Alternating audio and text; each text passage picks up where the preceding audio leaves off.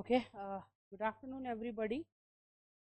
Once again, I welcome you all to our regular lecture series on English grammar for MBA CET, CMAT, and certain other competitive examination. But here specifically, we are discussing about MBA entrance examinations. अब देखिए सबसे important एक जो topics है उसके बारे में आज हम चर्चा करेंगे। दो चीज़ें होती है, मैं आपको पहले थोड़ा सा इसका एक बेसिक सिनेरियो बता देता हूँ। मान लो मैंने आपको एक बुक गिफ्ट किया है, उस बुक में रेसिपीज़ है, जैसे दाल है तो आप दाल फ्राई बना सकते हो। You can also cook dal tadka, dal makhani, dal palak, dal पांडर कौड़ा। There are different dishes that you can cook from a single dal. अब आपने क्या किया, वो रेसिपीज़ को पढ़ लिया, 10 दिन आपने वो बुक ख़त्म कर लिया। Now after 10 days, if I call you out of the blue and ask you to cook dal fry for me, you will be able to cook dal fry, but will it taste good? It will not taste good. I mean, reading a book on recipe is altogether a different thing, but reading a recipe of how to make a dal fry and then cooking dal fry on your own before going to competition for about 8 to 10 times will get you closer to accuracy. म्हणजे चपाती बनवतो आपण पहिल्यांदा, जब मैं 11th standard में था, I started cooking. तर पहिल्या दिवशी पीठ मळताच नाही आलं मला. I was having some difficulty. धीरे धीरे धीरे धीरे महीने भर के बाद लगा कि अरे यार ये तो अब कोई दिक्कत नहीं है, फिर वो काम बहुत आसान लगने लगा. तो वैसा ही है, comprehension is one of the most important topics you will ever come across in any examinations where English is a compulsory subject. आप स्टेट गवर्नमेंट के एमपीएससी के एग्जाम्स ले लो, आप या कोई तलाठी जैसे आप क्लास 3 या क्लास 4 का कोई पोस्ट ले लीजिए, अदरवाइज आप देख सकते हैं कि रेलवे डिपार्टमेंट का एग्ज़ाम्स ले लीजिए, बैंकिंग का एग्ज़ाम आप ले लीजिए, या और कोई भी एग्ज़ाम आप ले लो, हर एग्ज़ाम्स में कॉम्प्रिहेंशन पे क्वेश्चन होते ही है. अगर आप एमबीए करने के बाद भी नेट जेआरएफ के अटेम्प्ट के लिए अपेयर करोगे, you will also have the same syllabus in paper first. वहाँ पे भी आपको पैसेज है, read the passage, I mean read a comprehensive passage which will be given to you and solve the question asked based on the passage.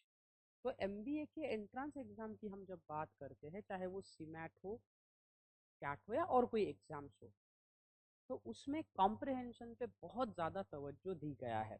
मतलब लगभग आपको 2 या 3 passages comprehension पे मैंडेटोरीली पूछे ही जाते हैं. अब प्रैक्टिस पर्पस के लिए what we are going to do, तो मैं आपको जनरल बाकी एसएससी बैंकिंग एग्जाम्स के पैसेजेस तो दूंगा, but what I personally think is, I personally feel कि एमबीए के रिसेंट एग्जामिनेशंस के जितने हमें पैसेजेस के पीवाईक्यूज मिलेंगे प्रैक्टिस के लिए, उतना ही ज़्यादा क्या होगा, हमारी अच्छी प्रैक्टिस होगी और एक्यूरेसी लेवल जो है वो हमारी उतने ही ज़्यादा पैमाने पे बढ़ेगी. तो हम क्या करेंगे, पहले थ्योरेटिकल पार्ट जो है वो समझ लेते हैं कि कॉम्प्रहेंशन क्या होता है, कैसे सॉल्व करना होता है वगैरह वगैरह, और उसके बाद में फिर हम क्लास प्रैक्टिस भी करेंगे.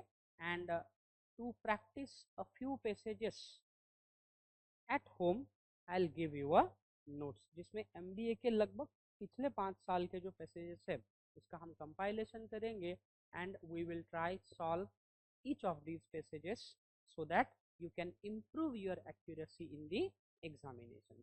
Is this clear? आया यहाँ तक समझ में? ठीक है. अब हम डिस्कस करते हैं कॉम्प्रहेंशन के बारे में.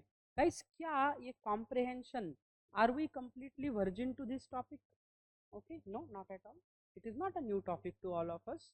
In fact, we have been studying this particular topic since our schooling. आपने 4th स्टैंडर्ड में स्कॉलरशिप का हम एग्ज़ाम्स देते हैं, उसमें भी हमको यही है, उतारे वाचा आणि उत्तरे लिहा. उसके बाद में हम नवोदय विद्यालय की एग्ज़ाम्स आती है, उसके बाद में हम और MTS NTS का एग्जाम देते हैं. Even in 10th standard when you appeared for the exam, you had to solve at least one passage out of 80 marks के लिए होता है. The same pattern was repeated when you are in 12th.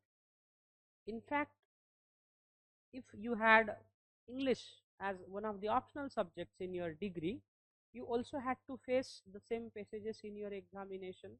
तो हमारे लिए ये कोई topic new नहीं है. We are completely well versed with the topic. लेकिन फिर भी despite studying this topic from our schooling days, we again have to study this particular topic in detail, and yet it is a matter of discussion for us. अब देखिए, comprehension सबसे पहले हमें ध्यान रखना है कि कॉम्प्रहेंशन होता क्या है. देखिए, एग्जाम में, अब आपका एग्जाम ऑनलाइन होगा, कॉम्प्रहेंशन में क्या किया जाता है, तो आपको एक पर्टिकुलर जो पैसेज है वो पैसेज आपको दिया जाता है. अब मान लो कि आपको जो पैसेज दिया है वो 15 या 20 लाइन का कोई पैसेज है. हम एक क्या करते हैं, एक इसको फिगरेटिवली इमेजिन करते हैं, हाइपोथेटिकली 15-20 लाइन का एक पैसेज आपको दिया है. तो एक पैसेज आपको दिया जाएगा. Based on the passage there will be 5 questions. कितने क्वेश्चन होंगे? मिनिमम एक पैसेज पे आपको कितने क्वेश्चंस होते हैं? 5 क्वेश्चन जो है वो एक पैसेज पे आपको पूछे जाते हैं. ये आपको ध्यान में रखना है. 5 क्वेश्चंस कितने होते हैं? 5 क्वेश्चंस होते हैं. ओके. अब होगा क्या दोस्तों, ये जो 5 क्वेश्चंस है, for each question you will be given 4 different option. आपको अलग अलग क्या दिए जाएंगे? ऑप्शन दिए जाएंगे. अब पैसेज पे 5 क्वेश्चन है, तो पहला क्वेश्चन है, पहले क्वेश्चन के लिए 4 ऑप्शन है. Second question will be followed by 4 option. Similarly 5 questions will repeat the same pattern one after the other. अब देखिए, आप बोलोगे सर ये तो बहुत ही सिंपल है. I mean it is just like taking a walk in the park. Park में कैसा घूम लेते हैं तो हमें कोई तकलीफ नहीं होती है. I mean it's just a piece of cake for you. तो आप आसानी से, सर ये क्या डिफिकल्टी है इसमें, हम तो पैसेज पढ़ लेंगे और उसको सॉल्व कर लेंगे. Had it been so easy, then the examiner would not have asked you this topic in the examination. अगर ये इतना आसान होता तो आपको पूछा ही नहीं जाता. यहाँ पे आपका जो मेंटल टफनेस है, आपकी जो मेमोरी है, इन सभी चीज़ों को टेस्ट किया जाता है. तो ये सबसे पहले आपको ध्यान रखना है. अब मैं आपको एक सिंपल एक यहाँ पे चीज़ बता दूँ. Y comprehension. एग्जाम में आप लोगों को वोकैबुलरी पूछनी चाहिए, ग्रामर पूछना चाहिए, but besides grammar and vocabulary, you have to have your focus shifted on reading comprehension. मतलब अगर हमने आपके सिलेबस को गौर से देखा तो उसमें एक टॉपिक ही मेंशन किया गया है, उसको रीडिंग कॉम्प्रहेंशन कहते हैं. तो जितना आसान ये हमको लगता है उतना आसान ये नहीं होता है, बिकॉज एग्जाम्स में हमारे पास टाइम कंस्ट्रेंट है. आपको जो गिवन पीरियड ऑफ टाइम है उस पीरियड में आपको पैसेज भी सॉल्व करना है, वोकैबुलरी के क्वेश्चंस भी अटेम्प्ट करने हैं.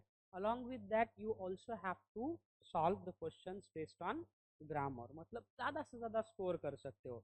अभी अगर मैंने आपको बोला कि एक पैसेज दे दिया एक पन्ने का, उस पर 5 क्वेश्चन दे दिए और बोला कि शाम तक इसको बढ़िया से क्लास में सॉल्व करो, and in the evening you you are to submit the paper to me.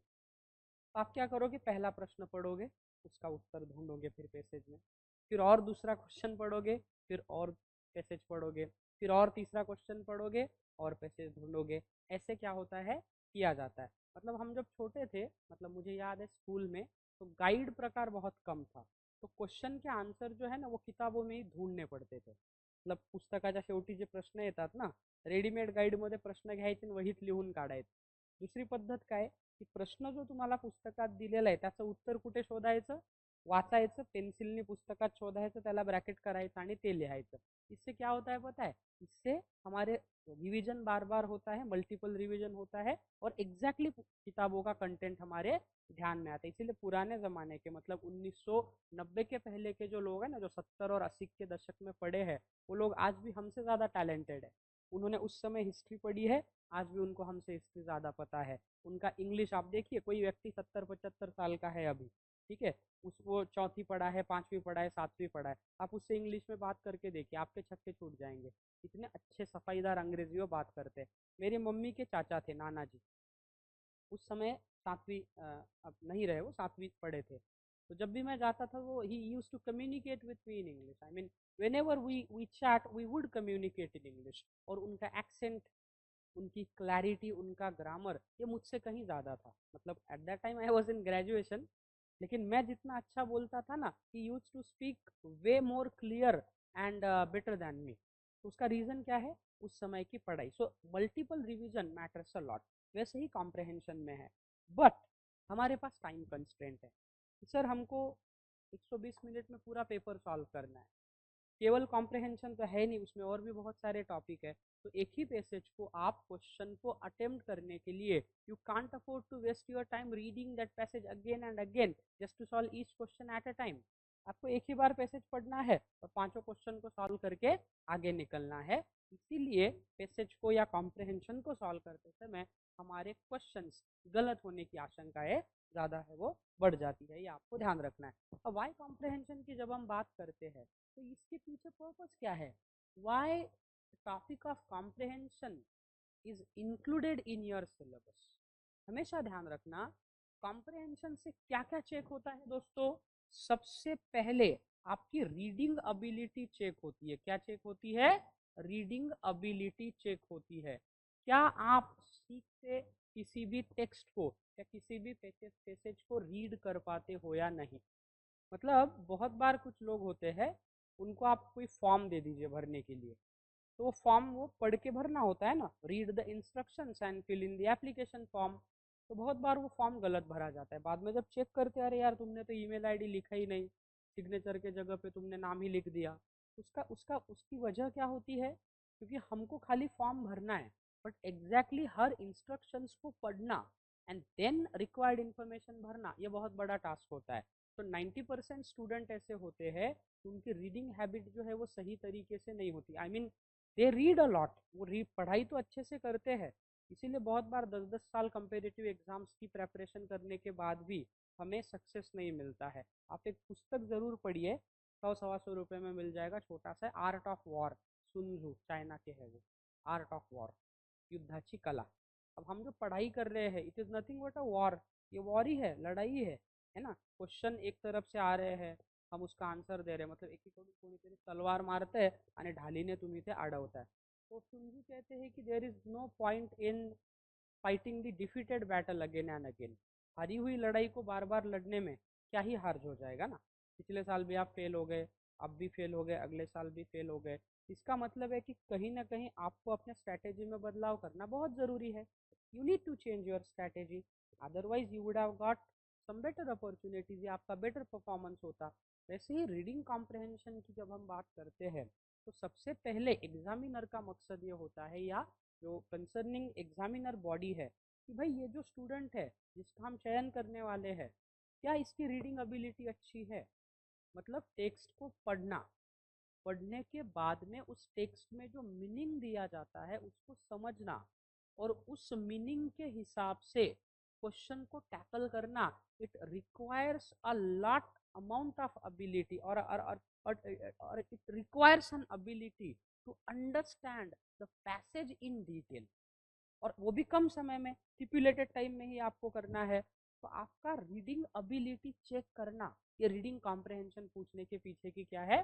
This is the first reason which I think behind asking you the topic of reading comprehension in the examination. Is this clear? आया समझ में? पहली वजह। दूसरा क्या check होता है reading comprehension से? दूसरा चेक होता है आपका वोकैबुलरी स्किल्स।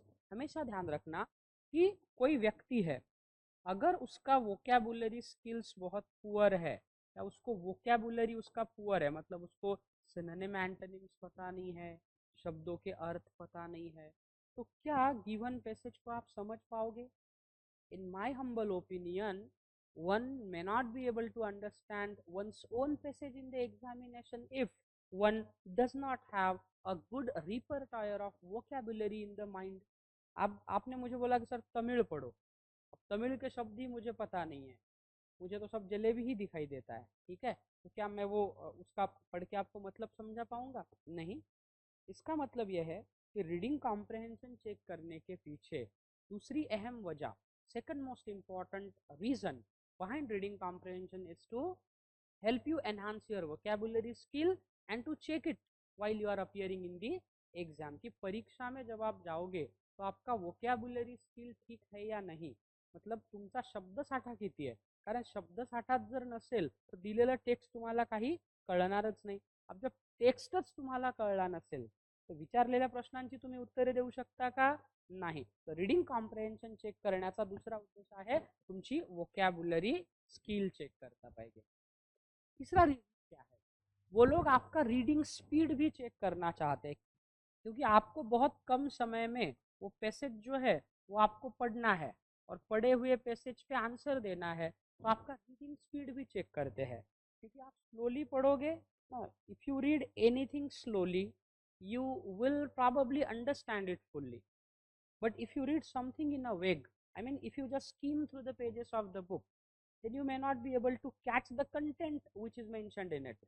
उस कंटेंट को अगर कैच करना है तो आपको क्या करना पड़ेगा, आपका रीडिंग अबिलिटी बहुत अच्छा आहे, मतलब अंडरस्टँडिंग अबिलिटी, की तुम्ही वाचलेला पेसेज जो एकदाच वाचलं पण ते वाचल्यानंतर त्यात नेमकं काय म्हटलंय हे तुमच्या लक्षात येतंय का, म्हणजे तुमचं रीडिंग स्पीड किती आहे हे चेक करणं पण त्याच्या मागचा काय आहे उद्देश आहे. और फोर्थ इम्पॉर्टेंट इसका जो रीजन होता है वो होता है दोस्तों, इस टॉपिक के द्वारा आपका इंटेलिजेंस भी चेक किया जाता है.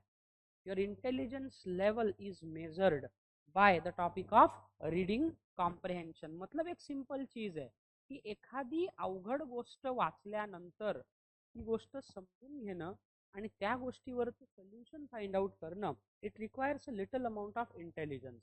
और जब आप ग्रेजुएशन पोस्ट ग्रेजुएशन करते हो, it itself indicates that you have got a little intelligence now which you are supposed to use in this your examination. कि क्वेश्चन कुछ अलग है, ऑप्शन कुछ अलग है, पैसेज में कुछ अलग बताया गया था. तो आपको हमेशा ध्यान रखना कि क्वेश्चन का आंसर एज इट इज आपको पैसेज में कभी नहीं मिलेगा. You will never be able to find the answers of the question in the passage as it is. Had it been that simple, everyone would have got the out of mark. लेकिन आपको चीजों को क्या करना है, relate करना होता है, जिसे हम कहते हैं कनेक्टिंग द डॉट्स.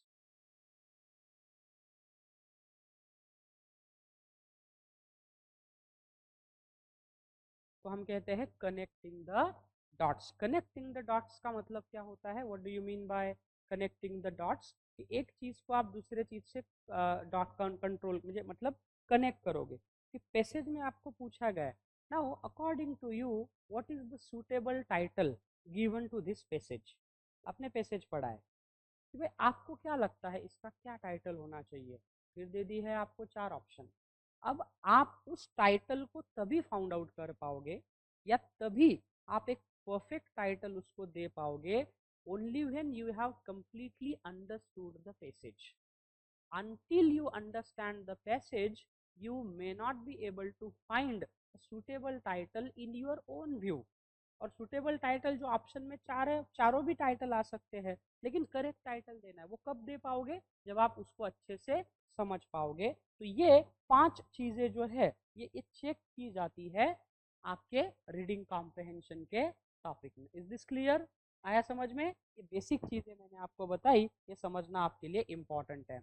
अब हमेशा ध्यान रखना है दोस्तों कि रीडिंग कॉम्प्रिहेंशन ये अलग अलग एग्जाम्स में जो है ना आपको पूछा जाता है. मतलब आप कोई भी एग्जाम दे दीजिए, आप बैंकिंग का एग्जाम दे दो, एनडीए सीडीएस का एग्जाम दीजिए, रेलवे डिपार्टमेंट है, या बड़े पोस्ट के यूपीएससी का जो लैंग्वेज पेपर होता है ना कंपलसरी लैंग्वेज, उसमें भी आपको पैसेजेस से क्वेश्चन आपको पूछे जाते हैं. मतलब आप इससे भाग सकते हो क्या, you can not run away from this particular topic. In fact you have to shoot this topic with your effort and consistent practice. अब हम चीज़ों को थोड़ा समझते हैं कि पहले हमको ये ध्यान रखना है why is English reading comprehension asked in bank exams, या फिर आप मान लो कोई भी एग्जाम. मैंने यहाँ पे प्रातिनिधिक तौर पे बैंक एग्जाम लिखा है, लेकिन आप कोई भी एग्जाम्स अगर आप ले लेंगे तो जनरली किसी भी एंट्रांस एग्जाम में, स्पेसिफिकली अगर हम एमबीए की बात करें तो वहाँ पे ये पूछा जाता है. क्या रीजन है उसके पीछे? Reading comprehension questions are designed to test a wide range of abilities that are required towards count read and understand the kind of prose commonly encountered in comparative exams, जो मैंने अभी बताया। फिर क्या क्या चेक किया जाता है कि रीडिंग कॉम्प्रहेंशन के पीछे पहला होता है understanding the meaning of individual words and sentences. पॅसेजमध्ये दिलेल्या प्रत्येक शब्दाचा अर्थ समजून घेणं आणि प्रत्येक दिलेल्या वाक्याला समजून घेणं ही आपली काय असली पाहिजे, पहिली प्रायोरिटी असली पाहिजे। आणि ते तुम्हाला होतंय की नाही ते चेक करण्यासाठी कॉम्प्रहेन्शन विचारल्या जातं। Second, understanding the meaning of paragraphs and larger bodies of the text. कधी कधी 4-4 ओळीचं एकच वाक्य आहे, जोपर्यंत फुल स्टॉप येत नाही तोपर्यंत वाक्य कंप्लीट होत नाही। तो तब तक क्या होता है कि आप बड़े लाइन्स को एट ए टाइम समझ सकते हो। 4-4 लाइन का क्वेश्चन है, 4-4 लाइन का स्टेटमेंट है, क्या उसको पढ़ने के बाद में आप उसे समझने की क्षमता रखते हो? ये दूसरा आता है distinguishing between minor and major point, कि पैसेज में कुछ चीज़ें आपको बहुत लाइट वे में बताई गई है, कुछ चीज़ों को इंसर्ट किया गया है, तो मेजर और माइनर पॉइंट पे भी चर्चा होती है।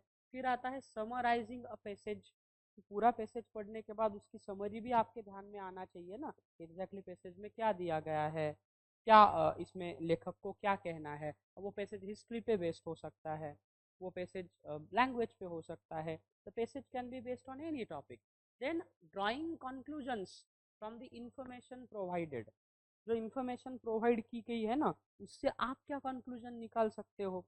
म्हणजे मला दिलेला जो पेसेज आहे तर तो पेसेज नेमका कशाबद्दल आहे, त्या पेसेजमध्ये लेखकाला नेमकं काय सांगायचंय हे आपल्याला समजून घ्यावं लागतं। मतलब थोड़ा सा फिलॉसफी आपको यहाँ पे सीखनी पड़ती है। अब आप देखिए जो बड़े बड़े लेखक होते हैं ना, ये लोग सीधे नहीं होते, ये लोग बहुत टेढ़े होते हैं। मतलब शेक्सपियर का अगर आप कोई ड्रामा पढ़ोगे तो एकदम पढ़ लिया और समझ में आ गया नहीं, उनको जो बताना है ना ते कोड वर्ड मध्ये सांगतात।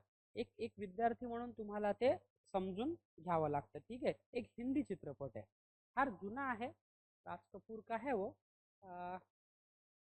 कधी मला वाटतं 1955-60च्या दशकातल्या ब्लॅक अँड व्हाईट आहे। त्यामध्ये एक अभिनेत्री आहे मधुबाला बहुतेक, हा अभिनेता आहे, ते दोघेही असंच एका पार्कात बसलेले आहेत।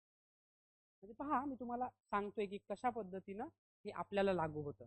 आणि मग पार्कात बसलेले असताना वो उस लड़की को पूछता है कि उसका नाम जो कुछ भी ले लो, मान लो हम उसका नाम सीमा जी ले लेते हैं, ठीक है। तो कहता है कि सीमा जी मेरे ना मुझे ऐसा लगता है कि मुझे ना 4 बच्चे होने चाहिए। तो वो लड़की कहती है फिर करो, किसने मना किया, और मैं बड़े लड़के का नाम रखूंगा श्री गंगा प्रसाद। तो बोलता है अच्छी बात है। फिर ऐसे ही दोनों में थोड़ी चर्चा होती है और वो धीरे से उस लड़की को ये बोलता है कि क्या आप मेरे बच्चों की माँ बनोगी। पूरे संभाषण के बाद वो ऐसा कह देता है। अब एक्चुअली उसका पर्पस था, वो उसके लिए शादी के लिए प्रपोज करना चाहता था कि क्या आप मुझसे विवाह करेगी। अब ये वो डायरेक्टली भी बोल सकता था कि for example hey ma'am can you marry me. अब जाके मान लो एयरपोर्ट में मैं फ्लाइट से ट्रैवल कर रहा हूँ, एयर होस्टेस अच्छी लगी, उसको जाके बोलूंगा hey can you marry me, वो जूते और थप्पड़ दोनों मारेगी मुझे, वो बोलेगी तुम पगला गए हो। ठीक है ना, जान पहचान नहीं कुछ नहीं तो बात अलग है। तो इशू क्या है कि उसे बोलना था कि भाई क्या आप मुझसे विवाह करेगी, लेकिन उसने उसी बात को क्या किया, घुमा फिरा के वो बात उसने बोली। वैसा ही कॉम्प्रहेंशन होता है कि चीज़ें तो है बहुत आसान, बोलने वाला आपको घुमा फिरा के बोलेगा। आप विस खांडेकर के नॉवल पढ़िए, आप शिवाजी सावंत के नॉवल पढ़िए मराठी में, है ना, तुम्ही नामदेव ढसाळांच्या कविता वाचा मराठीमध्ये, अश्लील शब्दांचा वापर केला जातो त्याच्यामध्ये। त्यांना काहीतरी वेगळं सांगायचं असतं ना, आपल्याला ते काय करावं लागतं, समजून घ्यावं लागतं। जैसे पहले जो हिंदी मूवीज बनते थे उस हिंदी मूवीज में जो इंटीमेट सीन है वो बिल्कुल नहीं दिखाए जाते थे। मतलब मान लो किसी कपल की शादी हुई है तो उनको इंटीमेट दिखाने के जगह पे 2 फ्लावर्स है और 2 फ्लावर्स को एक दूसरे से जोड़ देते थे, तो समझने वाली पब्लिक समझ जाती थी। अब क्या है, अब तो डायरेक्ट दिखाया जाता है क्योंकि वो बोल्डनेस बहुत ज़्यादा आ चुका है, उसको बोल्डनेस नहीं कहेंगे, वल्गैरिटी कह सकते हैं। तो वैसे ही ये होता है कि कभी भी ध्यान रखना कॉम्प्रहेंशन में सीधे सीधे कुछ होता ही नहीं है, और हमारे ज़िंदगी में भी सीधे सीधे कुछ नहीं होता है। हम करने एक जाते हैं और करता एक और है। वो कहते हैं ना कि I don't want piece, I want problem always, है ना। मतलब आपको करना कुछ एक होता है और लाइफ आपके सामने कुछ और फेंक देती है। तो जिंदगी भी ऐसी होती है। तो ध्यान रखना है कि कभी भी आप कोई टेक्स्ट पढ़ोगे इन इन टर्म्स ऑफ कॉम्प्रहेंशन, तो उससे आपको अपने कंक्लूजन्स क्या होते हैं, बनाने होते हैं, सीधा सीधा आंसर वहां पे नहीं मिलेगा। Then reasoning from incomplete data to infer missing information, कि क्या उस पैसेज में कोई इन्फॉर्मेशन लेखक बताना चाहता था जो मिस है, ये भी आपको समझना है। Understanding the structure of a text in terms of how the parts relate to one another, पेसेजचा पहिला वाक्य दुसऱ्या वाक्याला रिलेट होतोय का, पेसेजमध्ये छोटे छोटे पॅरेग्राफ केलेले आहेत, क्या फर्स्ट पॅरेग्राफ दुसऱ्या पॅरेग्राफ से ये होता है, रिलेट होता है। कधी पहा पहिल्या पॅरेग्राफ मध्ये विषयासंबंधित माहिती दिल्या जाते, विषय प्रवेश, दुसऱ्यांदा काय केलं जातं, त्या विषयाबद्दल माहिती दिल्या जाते, तिसऱ्यांदा त्या विषयाचे प्रोज अँड कॉन्स दाखवतात, मग त्याच्यावर सोल्यूशन दाखवतात। जैसे हम लोग जब कॉलेज में थे, I took part in lots and lots of oratorical and debate competition, तो बहुत से कॉम्पिटिशन्स मैंने जीते, बहुत से हारे भी। तो जब हम लोग ओरेटोरिकल कॉम्पिटिशन्स में मैं जाता था, कॉलेज से अकेला ही होता था मैं जाने वाला, कॉलेज बंक करके, तो इसलिए ग्रेजुएशन में मेरे ज़्यादा परसेंटेज नहीं आए, क्योंकि बाकी लोग पढ़ाई करते थे और मैं एक्स्ट्रा करिकुलर ज़्यादा करता था। तो हम लोग क्या करते थे, जैसे एक मेरा जूनियर का दोस्त था, तो मान लो कोई सब्जेक्ट है, म्हणजे समजा एक उदाहरण घेऊ आपण की वेगळा विदर्भ ही काळाची गरज, असा विषय। आता ये इस विषय पे हमको 10 मिनट में बात करना है, कि 10 मिनट में अपने वक्तव्य को रखना है। अब 10 मिनट में प्रिपरेशन कैसे करेंगे, तो सबसे पहले तो हमको अपना इंट्रोडक्शन देना है अच्छे वे में, और दूसरा करना है कि विषय प्रवेश, म्हणजे त्या विषयाला काहीतरी मुद्द्याला जोडावं लागेल। दुसरा मुद्दा आहे की तो विषय का महत्त्वाचा आहे हे मांडायचा आहे शॉर्टकटमध्ये। तिसरं की ते विषय आपल्यासाठी त्या विषयाचं गांभीर्य काय, त्या विषयाची थोडी संक्षिप्त माहिती जी आहे ती आपल्याला द्यावी लागेल, बरोबर है।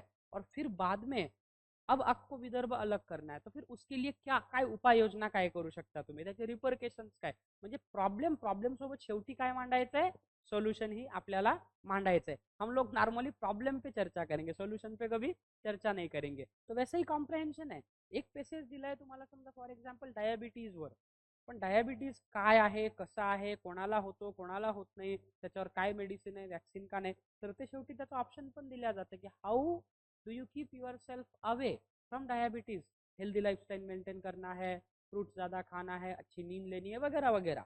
तो वैसे ही किसी भी कॉम्प्रहेंशन में, चाहे वो किसी भी सब्जेक्ट का पैसेज हो, उस सब्जेक्ट को आखिर में उसका सोल्यूशन जो है वो दिया जाता है। क्या आप वो समझ सकते हैं। Then identifying the author's assumptions and perspective, this is very important, की नेमकं लिहिणाऱ्या लेखकाला काय म्हणायचंय, त्याला काय सांगायचं या पॅसेजमधून, ते आपल्याला समजून घ्यावं लागेल।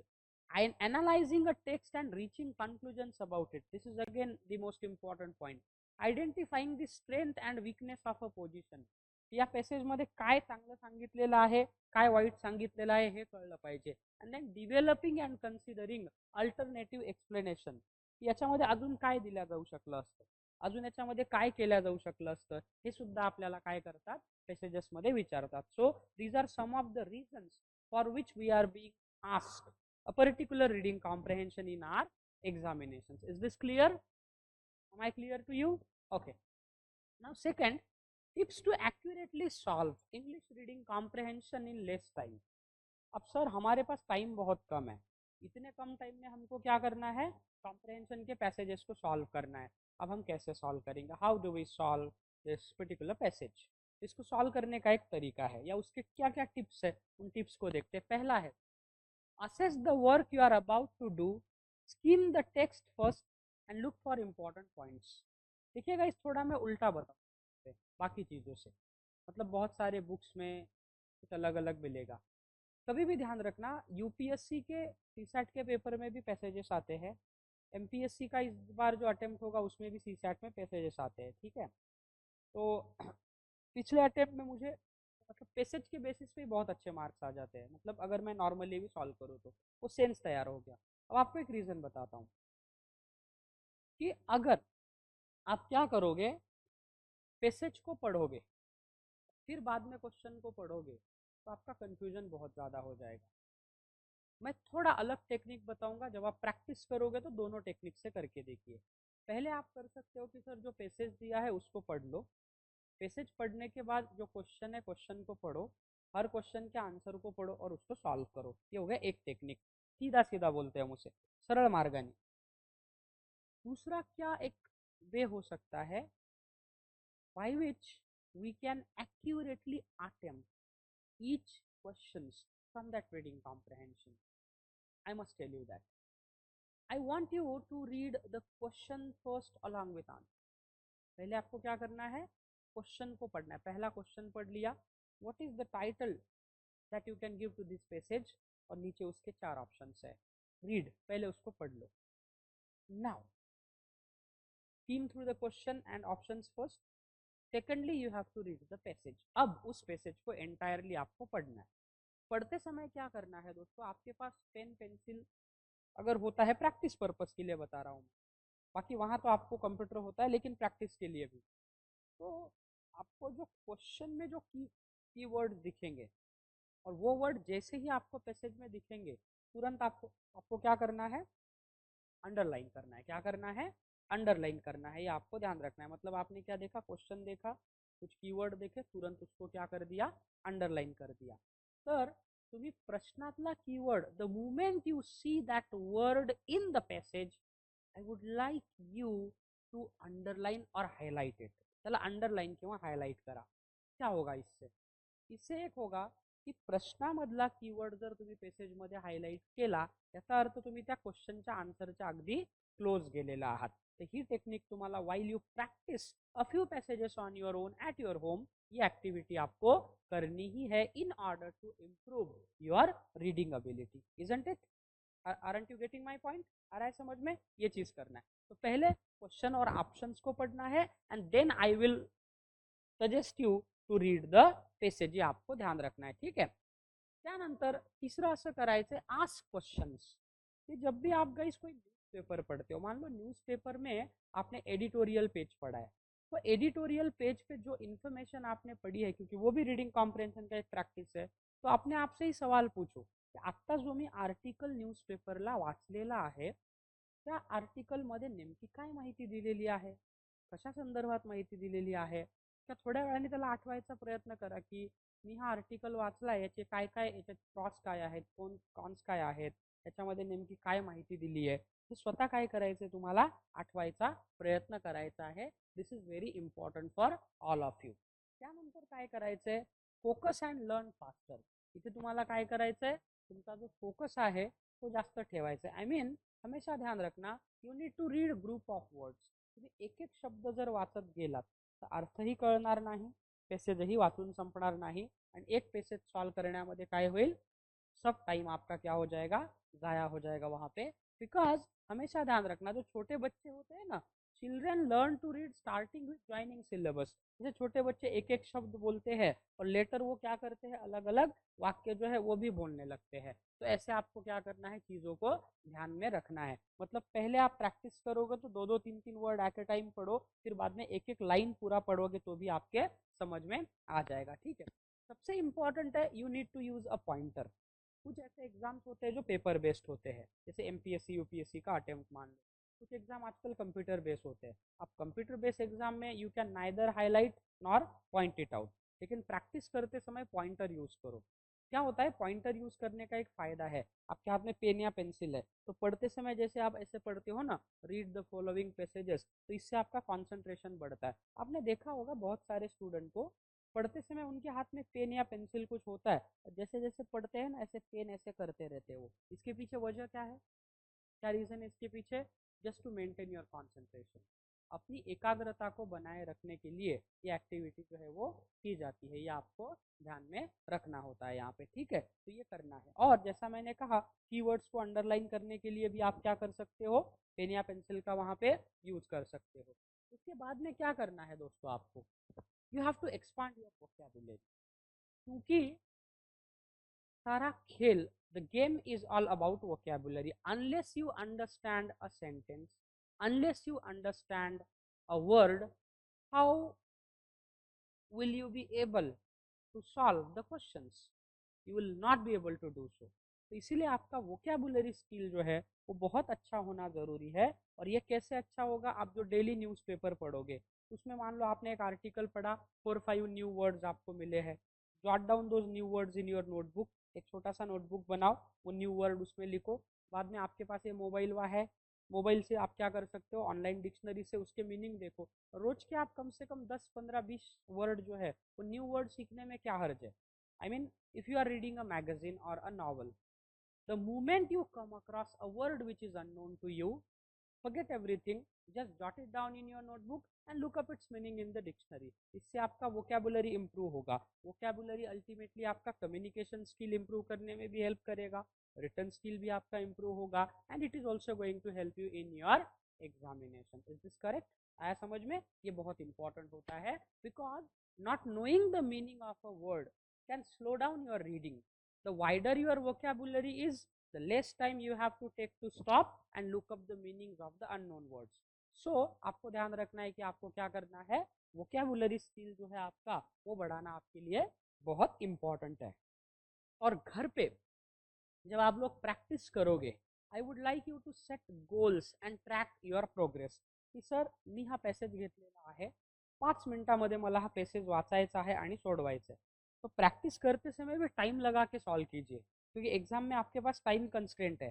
तो घर पे जब हम प्रैक्टिस करते हैं तो एक ही पैसेज को सॉल्व करने में अगर मान लो आप 10 मिनट लगा रहे हो तो ये भी गलत है। घड़ी में या मोबाइल में टाइम सेट कर दो कि सर 5 मिनट में पढ़ना है और 5 मिनट में इस पैसेज को सॉल्व करना है। तो जब आप टाइम कंस्ट्रेंट रह के प्रैक्टिस करोगे ना, तो आपको क्या होगा, इसका बहुत ज़्यादा फायदा होगा वहाँ पे। अब देखिए, what type of questions are generally being asked in RC. Reading comprehension में प्रश्न ही किस प्रकार के होते हैं, या उनका लेवल क्या होता है, या उनका फॉर्म क्या होता है, ये समझना भी हमारे लिए क्या है, इम्पॉर्टेंट होता है। यहाँ पे पहली चीज जो है आपको यहाँ पे समझनी है, पहला आपको जैसे क्वेश्चन आ सकता है, among the given statements which statement is true as per the passage. 4 statement दिलेले आहेत तुम्हाला। आता 4 पैकी कोणतं स्टेटमेंट हे पॅसेजच्या अनुषंगाने ट्रू आहे की फॉल्स है, ते तुम्हाला ओळखायचं आहे। अब आपका स्टेटमेंट ट्रू है या फॉल्स है, ये आप तभी पहचान पाओगे only when you truly understand the passage. Passage कळला असेल तरच वाक्य बरोबर आहे की चुकीचं हे तुम्हाला काय होईल, त्यावेळेला कळेल, अदरवाइज तुम्हाला ते कळणार नाही। हे तुम्हाला काय करायचंय, लक्षात ठेवायचं। दूसरा क्या टाइप्स हो सकता है, among the given statements which statement is false as per the passage. 4 पैकी कोणतं वाक्य चुकीचं, जैसे आजकल कंपेरेटिव में एग्जाम पूछा जाता है, अ बरोबर, only A correct, A and B correct, C and D correct, none of the above, या कभी कभी only A correct, only B correct, A and B both are correct, A and B both are incorrect. तो यहाँ पे आपका क्या होता है, कॉमन सेंस चेक होता है। Then choose the correct antonym. Antonym विरुद्धार्थी शब्द, एखाद्या शब्दाचा विरुद्धार्थी शब्द पेसेज मध्ये चेक करा, ये भी क्वेश्चन है। Choose the correct synonym. Synonym choose करने के लिए भी आपको पूछा जा सकता है। Then what should be the appropriate tone of the passage. I mean according to you और इन योर ओपिनियन पैसेज का टोन क्या होना चाहिए, इन्फॉर्मेटिव है क्या, उसके बाद में ये सपोर्टिव है, डिस्क्रिप्टिव है। पैसेज मध्ये माहिती दिली असेल तर तो इन्फॉर्मेटिव है, एखाद्या विषयाला एक्सप्लेन केला असेल तर तो डिस्क्रिप्टिव है। ठीक है, तो ऐसे अलग अलग क्या होते हैं, पैसेज के भी टाइप्स होते हैं। तो आफ्टर रीडिंग, यस, हाँ, क्रिटिसिझम असेल तर तुम्ही लिहू शकता ना, क्रिटिकल ऑप्शन मध्ये क्रिटिकल ऑप्शन असेल तर तो चूज करायचा है। कभी कभी मान लो गवर्नमेंट की पॉलिसी को क्रिटिसाइज किया है, पैसेज क्रिटिकल हो सकता है। जैसे उन्होंने मान लो इंडियन इकोनॉमी को एक्सप्लेन किया है, पैसेज डिस्क्रिप्टिव हो सकता है, इंफॉर्मेटिव भी हो सकता है। ठीक है, या पैसेज कभी कभी क्या हो सकता है, डिल्यूजनल है कि सर कुछ समझा ही नहीं सर पैसेज में, मतलब आधा ये आधा वो। तो पैसेजचा टोन काय आहे नेमका, आपण एखाद्याला म्हणतो ना, अरे बाबा तुला नेमकं काय म्हणायचंय, विचारतो ना आपण कधी कधी रागामध्ये, किसी ने आपसे फोन पे कुछ कहा है, आप समझ ही नहीं पाए, you are unable to understand, तो आप out of your frustration you say, I mean what do you actually want to say. 3 idiot मध्ये तो प्रोफेसर विचारतो रँचोला, अरे कहना क्या चाहते हो, है ना। तसं आपल्याला त्या पेसेज मधचा जो टोन आहे ना, ते समजलं पाहिजे की पेसेज जो ऑथर है उसको एग्जैक्टली कहना क्या है। ठीक है, चलिए उसके बाद में among the given statements which statement can be inferred. दिलेल्या 4 पर्यायापैकी कुठला पर्याय जो आहे तो पेसेजसाठी योग्य आहे, ये भी आपको पूछा जा सकता है। Select an appropriate title for the passage, जो मैंने बोला था की पेसेज दिलाय, आता त्या पेसेजसाठी टायटलच तुम्हाला लावायचं, तिथे विमेन एम्पॉवरमेंट आहे, विमेन एजुकेशन वरती आहे किंवा काय। अब पेसेज में जो इन्फॉर्मेशन दी जाएगी उसके हिसाब से ही क्या करना है आपको, वो आइडेंटिफाई करना है। देन आपको क्या करना है, direct question from the passage. Passage से कभी कभी डायरेक्ट क्वेश्चन भी आ जाते हैं, मतलब सीधा सीधा पैसेज में क्वेश्चन का आंसर आपको directly you can find the answer in the passage. और फिर आता है पैराग्राफ कंप्लीशन। कभी कभी जिसको हम क्लोज कॉम्प्रहेंशन कहते हैं ना, वो भी कॉम्प्रहेंशन का एक पार्ट है, उसको थोड़ा अलग से हम क्या करेंगे, डील करेंगे। तो ये आपको क्या करना है, ध्यान में रखना, बहुत ही इंपॉर्टेंट है। तो डूज में क्या करना है दोस्तों, जो मैंने बताया, try to go through the question first. पहले जो है क्वेश्चन आपको पढ़ लेना है अच्छे से, ठीक है। Then look out for the word expressing exceptions. कुछ एक्सेप्शंस होते हैं ना, एक्सेप्शन वाले जो वर्ड जैसे ही आपको पैसेज में दिखेंगे उसको पहले हाईलाइट कर लेना है, पहले अंडरलाइन कर लेना है, क्योंकि वहीं पे क्वेश्चन ज्यादा आते हैं। जैसे हम कहते हैं ना, sir I can go to Mumbai, sir I can go to Mumbai this evening, but I am thinking not to. But आला इथे, किंतु परंतु, however, none the less, never, ever, ऐसे जो शब्द होते हैं ना, स्पेसिफिकली कुछ कंजंक्शन, वो दिखे कि उनको अंडरलाइन करना है। जब हम प्रैक्टिस करेंगे तब मैं आपको और बताऊंगा। दूसरा आपको ध्यान रखना है गाइस, डोंट्स में क्या नहीं करना है, हमेशा ध्यान रखो, you have to try not to put too much emphasis on trivialities. पेसेजमध्ये काही काही अनइम्पॉर्टंट पार्ट पण दिला जातो, ऐसी इन्फॉर्मेशन जो उस सब्जेक्ट से रिलेटेड नहीं है, तो उसको थोड़ा सा निग्लेक्ट करना भी इम्पॉर्टेंट है। Details are important, but don't be so obsessed with examples, illustrations and so on. Detail passage मध्ये इम्पॉर्टंट आहे, पण प्रत्येक एक्झाम्पल लक्षात ठेवणं आपल्यासाठी अवघड होऊन जातं. You just need to get a hang of the main point and not the example, because comprehending the overall flow and structure will help you analyse and answer the question. यह चीज आपको ध्यान में रखना जरूरी होता है, ठीक है। And do not overemphasise minute vocabulary skills for reading comprehension. काही काही शब्दांचा अर्थ आपल्याला माहित नसला तरीही विशेष काही बिघडत नहीं। तुम्ही पहा, अपन एखादा चित्रपट पाहतो हॉलीवुडचा, तो क्या सभी शब्दों का अर्थ हमें पता होता है? नहीं। वो बोलने वाला व्यक्ति है, एक्टर है, एक्ट्रेस है, बहुत सारे ऐसे वर्ड होते हैं which are completely unknown to us. I mean we hear for the first time in our life. Newspaper पढ़ते समय ऐसे कुछ वाक्य, ऐसे कुछ वर्ड्स होते हैं, हमको भी नहीं पता होता है कि यार इसमें एग्जैक्टली क्या कहा गया है ना। लेकिन फिर भी हम एग्जैक्टली उसका मीनिंग तो समजते हैं ना। एखादा शब्द समजला नाही म्हणून पूर्ण पेसेजच समजणार नाही असं होऊ शकतं का? नाही। म्हणजे तुम्हाला काय आहे की एखादा शब्द नाही समजला तरी काही विशेष फरक पडत नाही, तुम्ही ते आन्सर तिथे करेक्ट आणू शकता, हे तुम्हाला लक्षात ठेवायचं आहे. And do not spend too much time on reading comprehension that you cannot comprehend.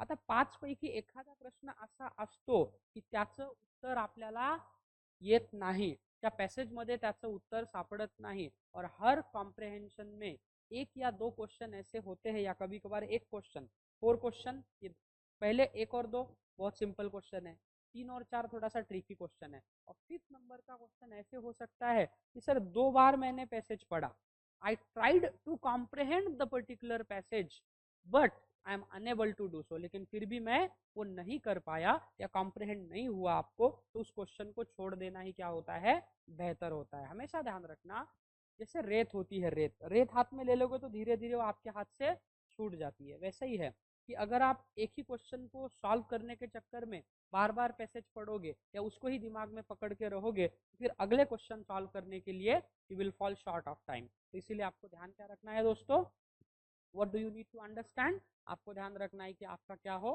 कि समय के अंदर खत्म करना है। और एखादा क्वेश्चन अगर आपको लगता है, if you think that the given question is a difficult question to solve, leave it, उसको छोड़ देना ही ठीक होता है। कुछ कुछ चीजों को छोड़ देना ही हमारे लिए इंपॉर्टेंट है। And you do not have to overthink, all answers must be based on the passage only. अपने दिमाग को एकदम ज्यादा प्रेशराइज करने की जरूरत नहीं है। लेखक के जो ओपिनियन है, ऑथर के जो ओपिनियन है, उसको समझ के ही पैसेज का आंसर ढूंढना है। सर मी इथे असतो तर काहीतरी वेगळं केलं, आपको उनके शूज में जाने की कोई जरूरत नहीं है। आप ऑथर नहीं है, आपण म्हणतो ना, समजा नाही सर हे क्रिकेटमध्ये नाही नाही हे चुकीचा शॉट खेळला, मी असतो ना त्या बॉलला 6 लगावला असता, नाही मी जर सर गृहमंत्री असतो ना, सगळे गाड्या तोडफोड करणाऱ्यांचा एन्काउंटर केला असता, सहजपणे आपण बोलून जातो की नाही, त्या जागी जर मी असतो किंवा असते तर मी हे केलं असतं, मी ते केलं असतं. And the world's easiest job is to imagine a hypothetical situation being in others place. मतलब मुझे लगता है कि अगर यार मैं देश का पीएम हो गया, ये कर दूंगा, मैं वो कर दूंगा, फलाना कर दूंगा, बिस्पाना कर दूंगा, ये बहुत आसान है। लेकिन जब आप उस रोल में जाते हो तब आपको समझ में आता है कि किती चटके याला लागतात. तो ठीक है, हमारे इंडिया में ये ट्रेडिशन है कि हम दूसरों को तुरंत करेंगे, अरे हे असं कर, हे तसं कर, नहीं हे असं असं पाहिजे, बोलने वाले बहुत से लोग होते है ना. लेकिन हमको क्या करना है, हमको वहाँ पे एक चीज समझना होता है कि ज़्यादा ओवर स्ट्रेस नहीं होना है, क्योंकि लेखक ने कुछ लिखा है उसके हिसाब से ही हमें क्या करना है, इन चीज़ों को समझना बहुत इंपॉर्टेंट होता है. This is something that you must understand. Okay, और हमेशा और एक चीज़ ध्यान रखना है गाइस कि जो भी आपको ऑप्शन दिए जाते हैं ना, तो क्या होता है कि अगर आपको लगता है सर कोई ऑप्शन ऐसा है जिससे मेल ही नहीं खा रहा है, आउट ऑफ स्कोप है, तो उसको छोड़ देना ही हमारे लिए क्या है, इंपॉर्टेंट होता है. और ध्यान रखना है the right answer is always based on the information given in the passage. So do not focus on any of the option that distracts you from the passage. क्योंकि पैसेज में क्वेश्चन है तो उसका आंसर भी आपको दिया जाएगा. कधी कधी मला वाटतं सर हे आन्सर यायला पाहिजे, मला वाटतं हे इथे उपयोगाचं नाही. आपको आपका पर्सनल ओपिनियन इंटरव्यू में पूछा जाता है कि सांगा तुम्हाला काय वाटतं. At that time it would be appropriate to say सो.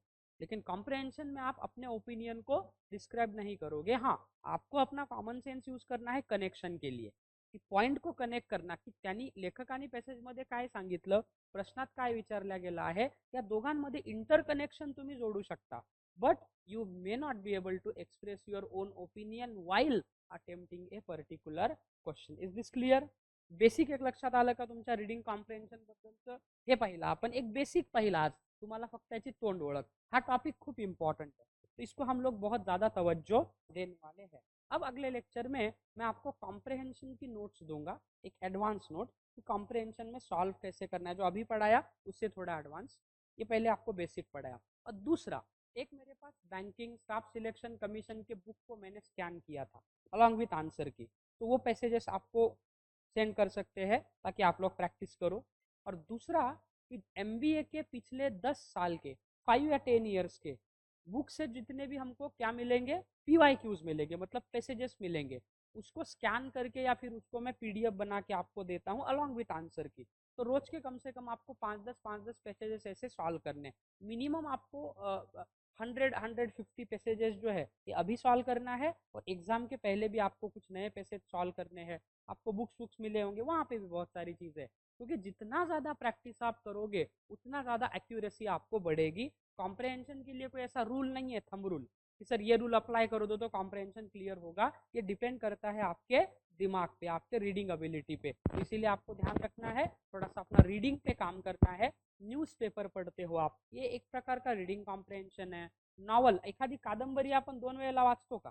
नाही सर, पहिल्यांदा नाही समजली, दुसऱ्यांदा नाही, फारच क्वचित. एकदा वाचली की आपल्याला कादंबरी समजते. आपको मूवी दिखा दिया, हाँ, कुर्ला टू वेंगुर्ला मराठी चित्रपट आला है, आवर्जून पहा. कल मैं गया था उसको देखने के लिए. कल मैं वहाँ गया, एक स्ट्रेंज चीज़ हुई. One of my student was selling popcorn. एक लड़की थी, तो पानी की बॉटल लेने गया, उस थिएटर का रिनोवेशन चल रहा है. ती म्हणे सर थंड पाहिजे की गरम, थंड द्या. आणि बॉटल थांबा. आणि मला म्हणे सर तुम्ही इंग्लिशचे शिक्षक ना, तुम्हाला कसं माहिती? ती म्हणे नाही सर, ते अमुक अमुक अकॅडमीला मी तुमच्याकडे शिकायला होतो. म्हणजे तुमचा चेहरा मला आठवत नाही आहे. नाही म्हणे सर 3 वर्ष झाले त्या गोष्टीला. तर तुम्ही इथे काय करताय? ती म्हणे सर मी 9 ते 6 संध्याकाळी इथे काम करते आणि बाकी वेळेमध्ये मी अभ्याससुद्धा करते आहे. ठीक है, तो वो जॉब भी करती है 9 से 6 तक, और बाद में वो पढ़ाई भी करती है. अब जैसा कोई मूवी चल रहा है तो बीच में भी टाइम होता है ना, तो बीच के टाइम में भी बेचारी वो किताब पढ़ती रहती है. मी विचार केला की परिस्थिती किती समजा हालाकीची आहे, पण ती परिस्थिती बदलण्यासाठी तरीही काही लोक प्रयत्न करतात. और एक हम है, हमारे पास सब कुछ होता है फिर भी हम कुछ नहीं कर पाते. हम मतलब बहुत सारे लोग, सगळं काही असतं त्यांच्याकडे, तरी ती लोक विशेष झेप घेत नाही. आणि काही लोक काही नसतानाही मोठी झेप घेण्यासाठी प्रयत्न करतात. तो मुझे उस मूवी देख के जितना अच्छा नहीं लगा, उतना मेरे स्टूडेंट से मिलके मुझे अच्छा लगा. मैंने उसको बोला भाई कोई दिक्कत रहे आप बताइए, I will definitely help you out. और उसके बाद में मूवी तो एकदम फंटास्टिक था, मतलब फिलॉसॉफिकल था, डीप मीनिंग था. आणि आत्ताची सध्याची जी वस्तुस्थिती है त्याला धरून है, तो कभी टाइम मिला तो आप लोग जरूर उसको थिएटर में जाके देखिएगा. 150 रुपये आपका इन्वेस्ट हो जाएगा, बट मेंटली आपको बहुत सारी चीज़ें सीखने को मिलेगी. Thank you very much. I hope to see you in the next lecture. और उस समय हम कॉम्प्रहेंशन के पैसेजेस को बोर्ड पे भी सॉल्व करेंगे और क्लास में भी सॉल्व करेंगे, और ज़्यादा से ज़्यादा PYQ सॉल्व करेंगे, ताकि हमारा जो लेवल है वो डायरेक्ट क्या हो जाए, CET से मैच हो जाए. Thank you guys, see you tomorrow, take care of yourself. Tomorrow माने नेक्स्ट लेक्चर.